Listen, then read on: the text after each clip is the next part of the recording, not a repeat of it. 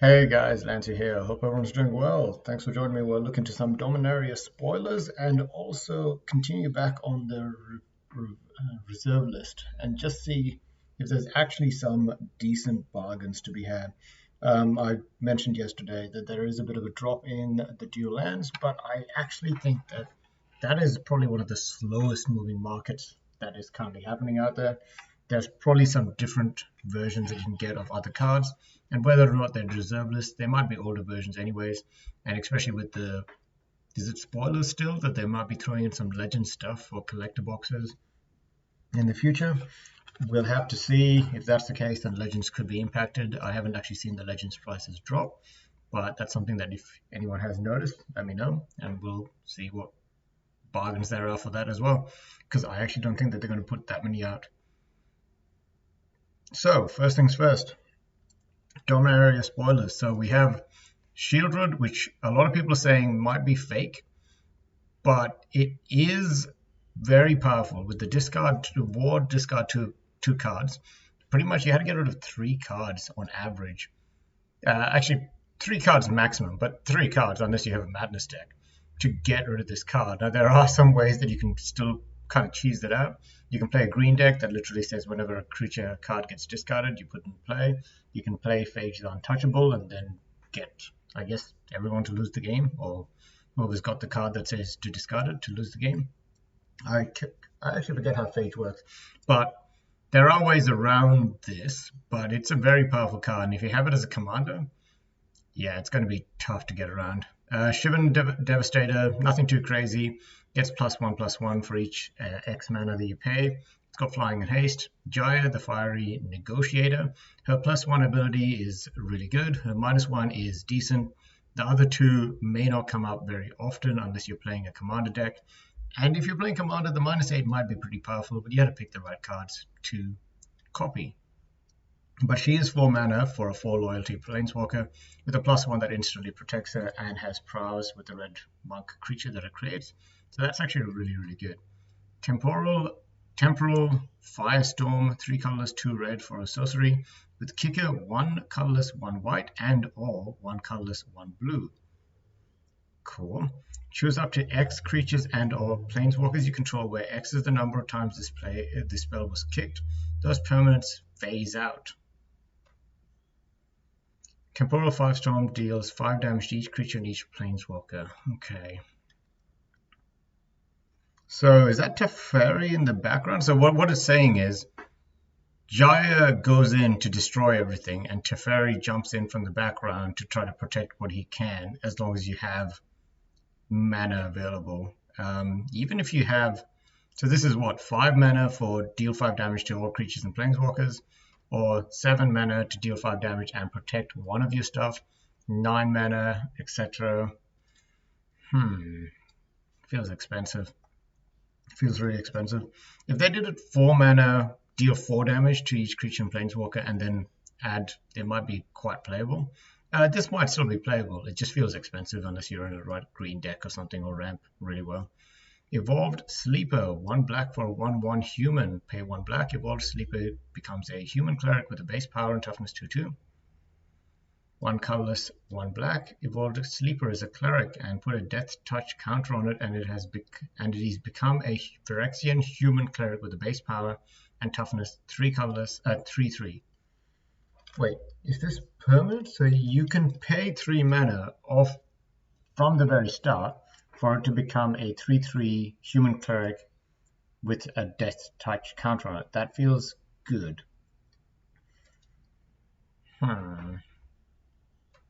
Because it becomes, it's not, it is for this one turn, it just becomes from then on. So the last one is pay 1 black, 2 black, 1 colorless. If evolved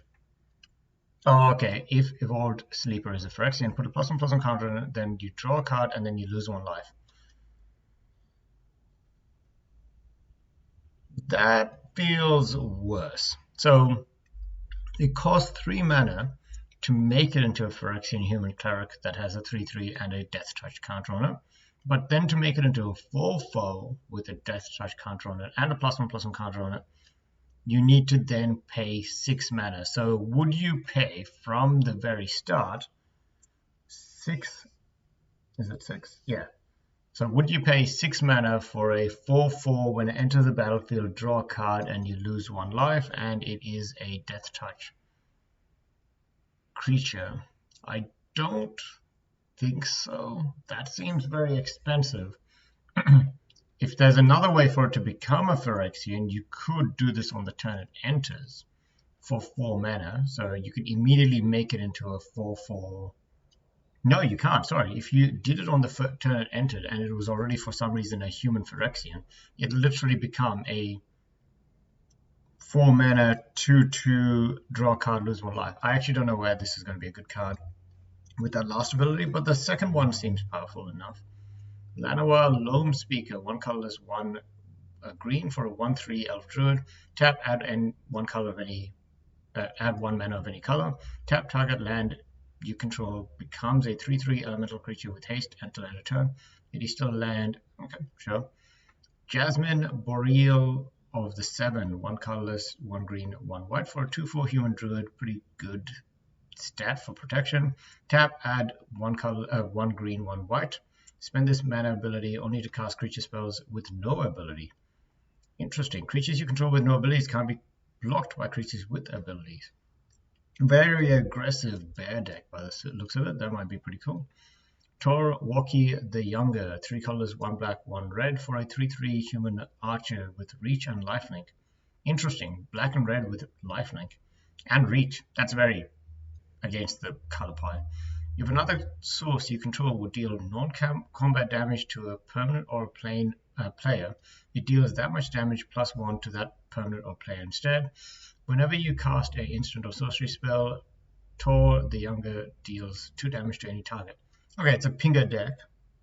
So pretty much think of any instant pingers that you can think of, and if and then Death Touch, and you can pretty much make sure the board has no creatures ever and deal with threats that way. Ramirez De Pietro Pillager, 2 colors, 1 black, 1 blue for a 4/3 human pirate. It looks pretty happy. When he enters the battlefield, you lose 2 life and create 2 treasure tokens. In blue and black, that's really powerful. Whenever 1 or more pirate you control deal damage to a player, exile the top card of that player's library. You may cast that card as long as it remains exiled. This feels pretty good for a pirate in blue-black. I don't know. It just feels okay. Sorry, it actually feels pretty good. When he enters the battlefield, he only costs 2 colors, 1 blue, 1 black, because you get 2 treasure tokens when he enters, so you get back half of his cost on the entry. So you could hold up the 2 treasure tokens as a counterspell, even though this guy came out on turn 4, which is pretty good. Moving over, so that is spoilers for Dominaria. I'm sure there's more other spoilers, but I just want to check this out anyways.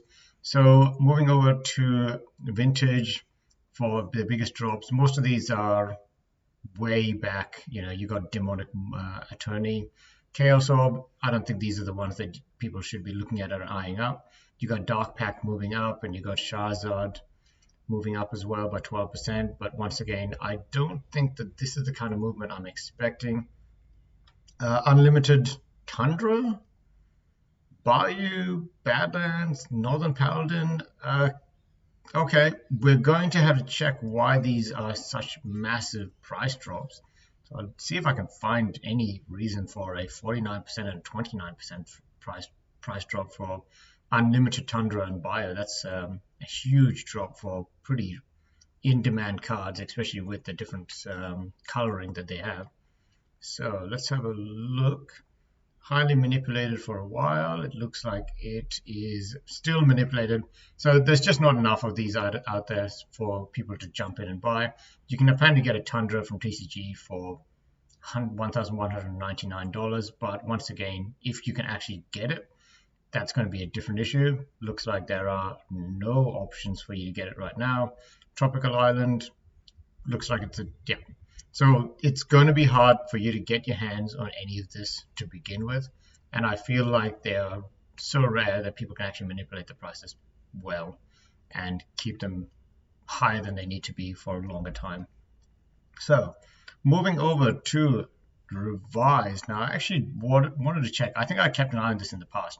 January 2021, revised jumped up by a huge amount and sat around about $8,776 for I think it's the full set of the cards in revised. And ever since then, it had a double top where it jumped back up to $8,714, and then it's slowly been dropping down. Now it's sitting around about $6,300 for the entire pack. Now, it's important to remember, before 2020, April, June, July of 2020, it was sitting around about $3,000. So it's still double what it was, a bit more than double what it was just about 2 years ago now, or 3 years ago now. So what I'm thinking is there is going to be a time where it is going to flatline and there's going to be a tick up. Now, we thought maybe April 2022, I don't know why, but there was a bit of a tick up. But ever since then, it has been continuing to drop. And what I have seen in one of Rudy's latest videos is he's actually said that the market's stabilized. Now, I need to go back and re-watch that video, or at least pay more attention, because as far as I can tell, after looking at this, the market hasn't stabilized. All I can see is that it's still dropping.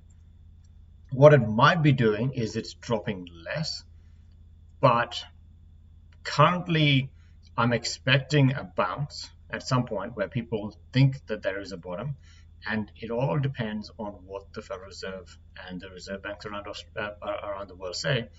Currently, what I think the market's doing is it's doing the bad news is good news thing, which is we've just had a unofficial recession in the US. Well, the recession is 2 GDP's negative growth, but they don't want to make it official because they're saying that the job market is so strong that there is no recession. But the job market being so strong is what's causing at least a part of the inflation, because people can afford things that they probably can't do if they don't have a job. So what the Federal Reserve is going to try to do is they're going to try to make sure that the job market is harder to get into and stabilize, to make sure that prices don't always continue going up and people can't actually pay back some of the stuff, so that inflation then drops. Now, if they really, really want to make sure that happens, they're going to have to be pretty harsh with inflation, which means that they're going to be pretty harsh with the way that the world's economy goes. If the economy looks like it's even slightly recovering, there's a chance that they might continue to increase interest rates because people can take it. As long as people have jobs, people can take it. Now, when the job market starts turning and people start losing jobs, that's when I think that these cards, etc., will actually bottom out. Because when people start losing jobs, that's when you can at least expect the Federal Reserve to start backing off from the interest rate hikes and the government to start putting their hand in for more stimulus. Currently, it just feels like people might be betting a bit too heavily on the Federal Reserve coming into the rescue, but they really can't, because any rescue that they do will create more inflation, which is exactly what they're trying to stop. Anyways, guys, thanks for watching. I'm going to see if I can try to do a video every day, mostly because I can actually play some games and just talk in the background. I'm not good at it, but I'm going to see if I can. I mean, for games like Dota, I'm probably just going to be terrible at it, but we'll see what I can do, and yeah, see how it goes in the future. Thanks again for watching, and see you next time.